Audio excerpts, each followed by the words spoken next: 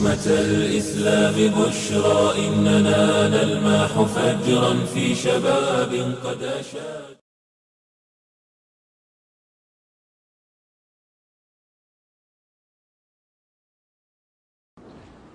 Assalamu alaikum, peace be unto you. This is a message to the youth of Islam.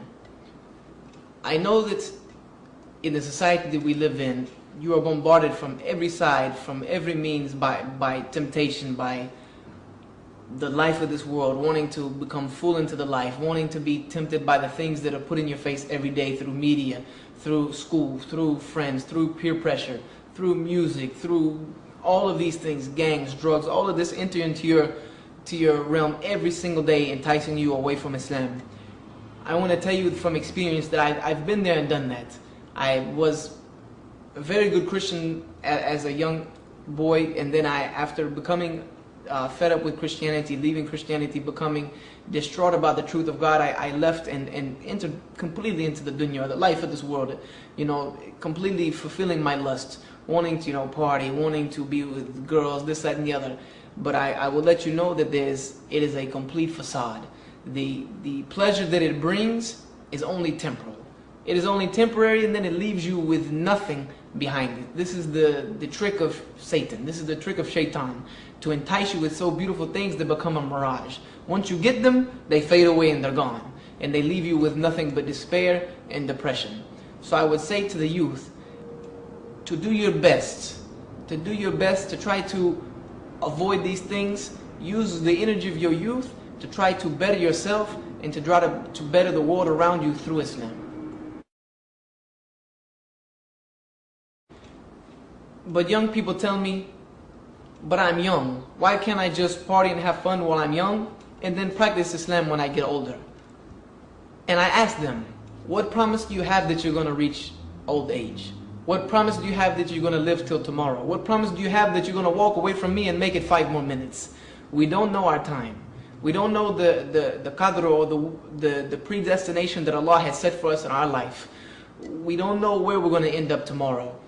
So we are told to always be on guard with this. The Prophet Muhammad, peace be upon him, said, remember death much, for it will bring you fear and closer to Allah. Remember that death is always around the corner. I remember one statement that Ali radiallahu anh said to one of his companions.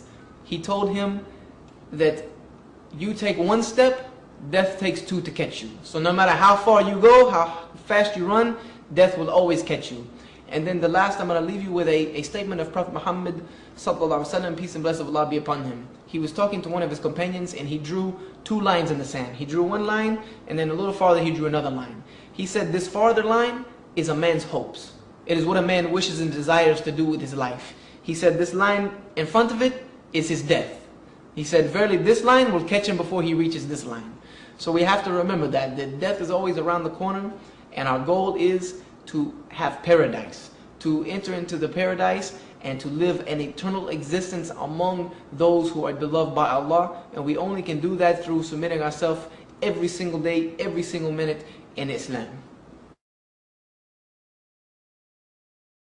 I'm also asked by the youth, how do I ward off, or how do I avoid all of these temptations that I'm faced every day? And I reply to them that all of these temptations, for all of this evil, is only a perversion of what is halal, what is good, by Shaitan. Everything that we see that is bad can be replaced very easily with something that is good. For instance, music. We know music with instruments and things like this is haram. You can replace it with halal music. Some anashid with the duff or drum, things of this nature. All of these things can be replaced. All of these things can be put in their proper perspective. For instance, let me use the analogy of Adam and Eve. Adam and Eve were put into paradise, and they were told by Allah not to eat from this one tree. Now, was that the only tree in paradise? No, it was not the only tree in paradise. Paradise was full of trees that they could eat from.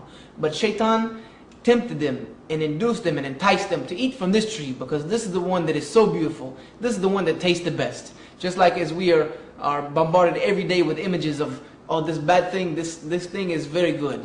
This way of life is very enticing. This way of life is very good for you.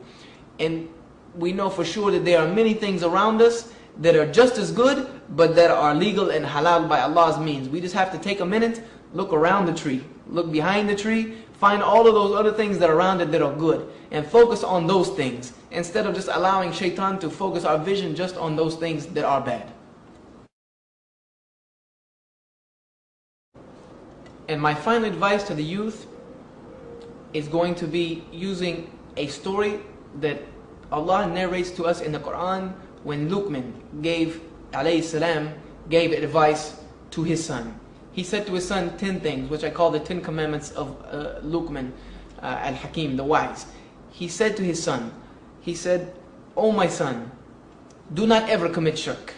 Do never associate anything with Allah." This was his greatest commandment to his son. Do not commit shirk. Do not associate anything as a partner with Allah. Stay away from this by all means necessary. For verily, shirk is the worst iniquity.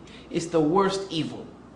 He also said to him further, he said, "O my son, Allah will bring all things to light, be they small or be they large. Be they hidden on a rock high above or in the heavens down below. And in their finest details, Allah will reveal them." Oh my son, his second advice was, "Aqim as-salah." Establish salat. Establish regular salat for my remembrance. This was his second commandment to his son. Do not associate partners with Allah, and establish regular prayer, regular salah. He also told him, enjoin good, amar bil maruf wa nahy anil munkar. Enjoin good and forbid evil. This was another command. After you put Allah as one in his tawheed, after you establish salat, enjoin to the good, forbid the evil. He also said that since you're going to be doing this, you must be patient, because you know the trials are coming. So next he said, be patient whatever befalls you. He said, do not speak with the people with your face turned away in pride. Do not speak to the people with insolence and with pride. Be humble with them. Be very firm with them, but be humble. He also said, be moderate in your pace and your walk, and lower your voice. Walk in the earth with humility, and be a person who is a model and example for humanity. This was the examples that Luqman gave to his son, and this is my example and my advice to the youth of Islam.